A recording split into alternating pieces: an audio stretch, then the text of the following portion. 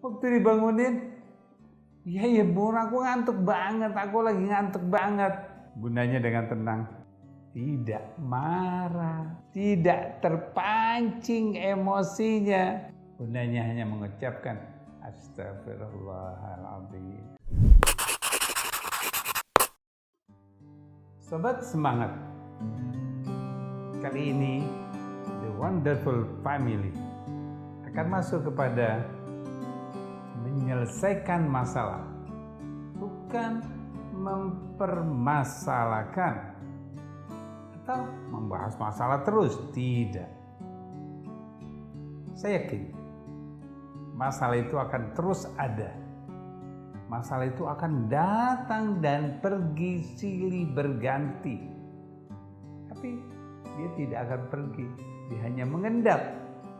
Bisa jadi masalah yang ada itu akan bertambah, menumpuk, mengikat, membuat pikiran kita akan penuh, bosan.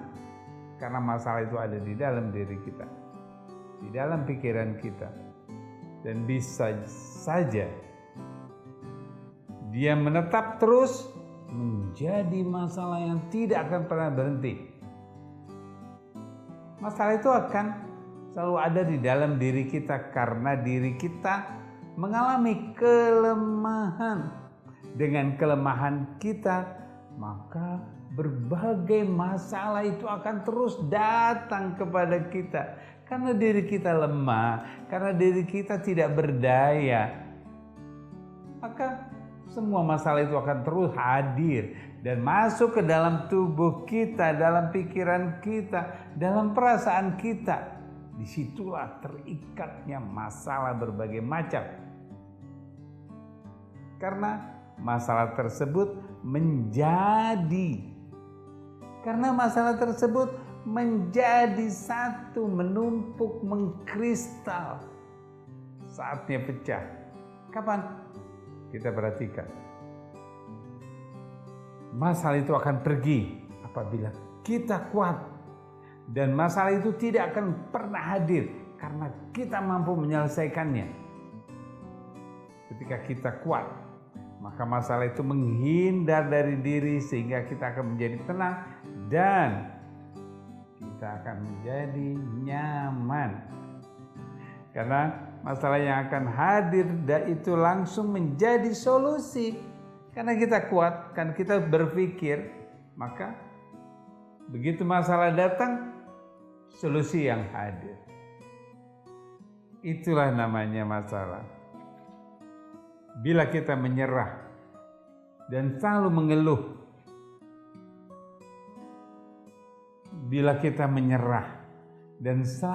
mengeluh, dalam berbagai masalah yang ada, maka masalah itu akan terus bertambah, terus menghantui kita dan akan dikejar-kejar oleh masalah itu sendiri. Yang terjadi adalah lelah, bosan, malas, capek, tegang, marah, oversensitif. Maka berbagai penyakit dalam diri kita akan tumbuh. Mual, penat, gak enak badan kita, lambung kita penuh, gas kita banyak. Karena masalah yang tidak pernah terselesaikan. Jadi apa yang harus kita lakukan? Kita perhatikan. Suatu hari dalam satu keluarga, bagaimana masalah itu bisa hilang dan bisa diselesaikan. Dalam satu keluarga, pada pagi hari, sang ibu mempunyai anak 3. Satu persatu setiap pagi untuk membangunkan sahur. Kakak pertama dibangunkan. Iya bun, sebentar lagi. Bundanya gak masalah. Si ada yang nomor 2 pun diketok pintunya dengan ucapan yang lembut. Assalamualaikum nak. Ya bun, bentar lagi aku keluar. Yang ketiga, begitu diketok pintunya, Assalamualaikum. Waktu dibangunin, ya bun, aku ngantuk banget, aku lagi ngantuk banget. Bundanya dengan tenang, tidak marah, tidak terpancing emosinya. Bundanya hanya mengucapkan Astagfirullahaladzim untuk menenangkan, agar supaya interaksi dia dengan anak yang sedang mengalami sesuatu, maka dia tenangkan dengan mengucapkan Astagfirullahaladzim. Kemudian terus beristighfar, ditinggalkannya anak yang sedang bermasalah itu, yang mencari emosi bundanya, tapi dia dengan tenang. Kemudian datang kembali, menyemangatin anaknya.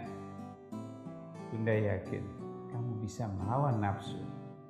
Katakan, aku mau bangun. Yuk katakan, aku mau bangun. Aku mau sahur. Aku mau sholat.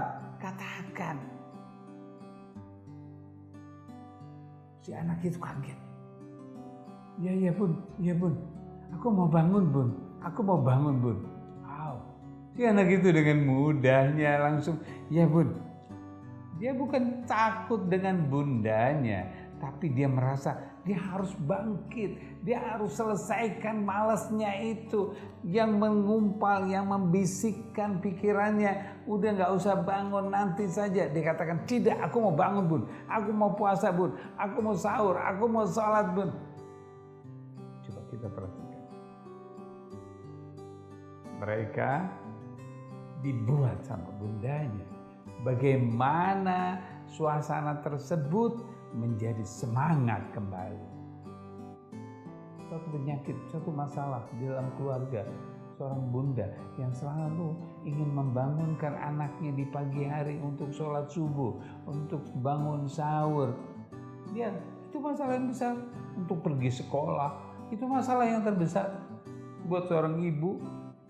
Membangunkan anak-anaknya, apalagi anak-anaknya yang malam hari main game, lelah, pikirannya nggak tenang. Di saat itulah seorang ibu emosinya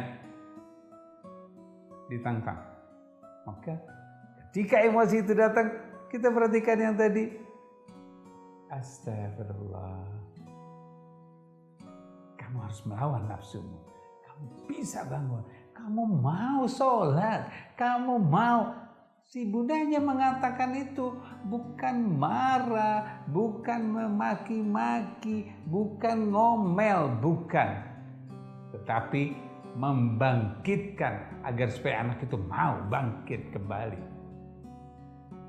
Subhanallah. Kita lihat ketika mereka semua sudah, ya, sang ibu menyampaikan kepada ayahnya, menyampaikan apa yang terjadi di antara mereka. Dia menceritakan ada anak yang cepat bangunnya, ada yang malas, ada yang nanti dulu. Kemudian mereka semua semangat. Kita perhatikan, ada satu anak lagi. Ketika sudah bangun, dia mengatakan gini sama ayahnya, waktu mau sholat berjamaah, dia bilang sama ayahnya, ya aku sholat duluan ya, mau tidur, lagi ngantuk banget ya. Ayahnya mengatakan, baik nak, besok aku tidak seperti itu lagi. Katakan nak, besok aku tidak seperti itu lagi. Ya, besok aku tidak seperti itu lagi. Berikan kesempatan, bukan tidak, kamu harus berjamaah sekarang. Dia sedang lelah, sedang ngantuk, sedang melawan, tapi bukan dibiarkan, bukan dimarahin, tidak, tapi diberikan kesempatan bahwa dia tidak ingin seperti itu lagi. Dia harus membuat statement, dia harus membuat pernyataan bahwa dia tidak akan melakukan itu lagi. Subhanallah, indahnya kehidupan jika saling mengerti bagaimana kondisi anak itu suatu penyelesaian. Bagaimana ketika anakku, aku nggak mau sholat berjamaah dulu deh, nanti besok aja. Enggak, sekarang kamu harus sholat. Apa yang terjadi? Ayahnya kesal dengan marah, memaksakan dirinya. Si anak mengikuti pemaksaan tersebut, dia jengkel. Sholat apaan susu begini? Akhirnya terus menerus meningkat. Pada suatu saat dia mengkristal, meledak. Kapan? Wallahu a'lam. Bagaimana itu terjadi? Nah, ini yang kita harus. Tetaplah kita mensemangatin anak untuk mau berubah, mau melawan, mau. Kita perhatikan, mau apa? Mau meninggalkan perbuatan yang dia tidak sukai. Ketika dia melakukan pelanggaran, katakan kamu tidak akan melakukan lagi. Itu yang akan meningkatkan begitu indahnya penyelesaian. Oke, kita bisa perhatikan lagi. Menjelang di suatu hari, sang anak melihat keadaan itu. Nah, kamu kelihatannya sudah semangat lagi. Sudah. Apa yang terjadi? Nah, kamu kok sudah semangat lagi? Benar Bunda, semalam itu aku capek banget. Jadi aku tertidur dan dalam tidur aku gelisah. Maka waktu mau bangun aku berat banget. Jadi waktu Bunda goyangin badanku, menyentuh badanku, aku kesel, aku lagi capek Bun. Maafkan aku ya Bun, hari ini aku segar dan rileks. Gak banyak yang dikerjakan dan gak banyak. Insya Allah nanti malam kalau Bunda bangunin aku tenang kok Ibu. Aku akan bangun langsung. Ya, Bunda senang. Kamu bisa nak, kamu akan berhasil nak. Yes, kata anak itu mengatakan, iya Bun, aku akan berhasil. Masya Allah. Kita lihat proses bagaimana penyelesaian itu terus tidak membahas masalah. Waktu itu aku capek Bun semalam gitu. Emang kamu ngapain? Itu yang namanya membahas masalah. Makanya tidur kamu harus cepet. Kamu nggak boleh begitu. Kamu nggak usah main game. Kamu nggak usah capek-capek. Kamu nggak boleh begini. Kamu nggak boleh begitu. Anak itu bertambah kesel. Dan akhirnya anak tersebut tidak akan menyelesaikan.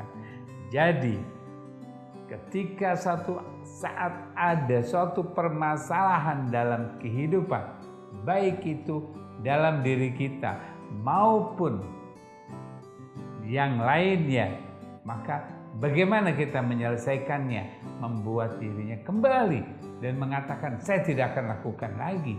Dan kemudian selesaikan masalah itu. Jangan biarkan, selesaikan masalah itu. Pasti kita akan berhasil. Ketika kita sudah bisa menyelesaikan masalah, maka masalah itu akan pergi dari kita. Dan masalah itu tidak akan pernah datang lagi pada kita. Pastikan itu. Here to be the best, now to be happy. Terima kasih.